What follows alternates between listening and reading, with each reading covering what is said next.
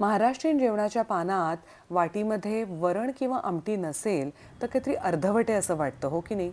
आणि या आमटी आणि वरणाच्या रेसिपींची आपल्याकडे काय कमी आहे?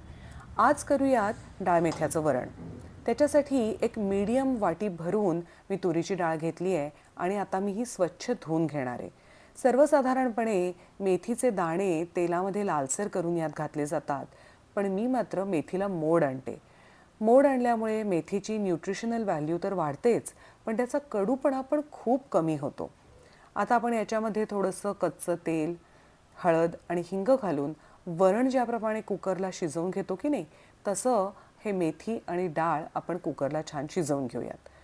तोवर एका मिक्सरच्या भांड्यामध्ये 1 टेबलस्पून किसलेलं सुकं खोबरं, हाफ टीस्पून जिरं, 2-3 लसणीच्या पाकळ्या आणि 2 हिरव्या मिरच्या घालून पाणी न घालता मी मिक्सरला वाटून घेणार आहे.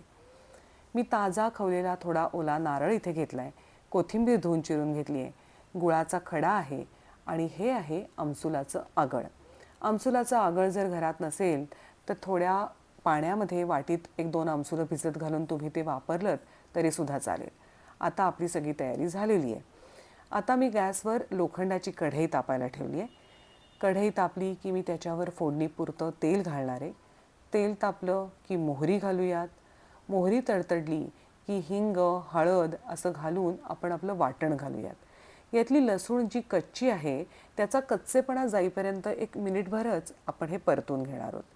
आता त्याच्यात शिजलेलं डाळ आणि मेथ्या आपण घालूयात आणि जेवढं वरण होतं तेवढंच पाणी मी याच्यामध्ये आता घालणार आहे. कोकमाचं आगळ घालूयात, ओला ताजा नारळ, गुळाचा खडा जो तुम्ही तुमच्या आवडीप्रमाणे कमी जास्त करू शकता, चवीप्रमाणे मीठ असं घालून आता आपण हे छान उकळून घेऊयात.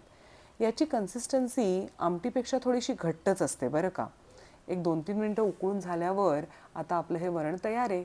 लोखंडाच्या कढईत केलेलं असल्यामुळे मी ते दुसऱ्या भांड्यामध्ये काढून घेते आहे. वरनं कोथिंबीर घालते आहे.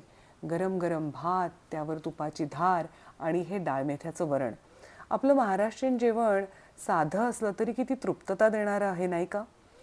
अशाच रेसिपीज बघायला भेटूयात भाकरी टू ब्राउनीच्या पुढच्या एपिसोडमध्ये. बाय.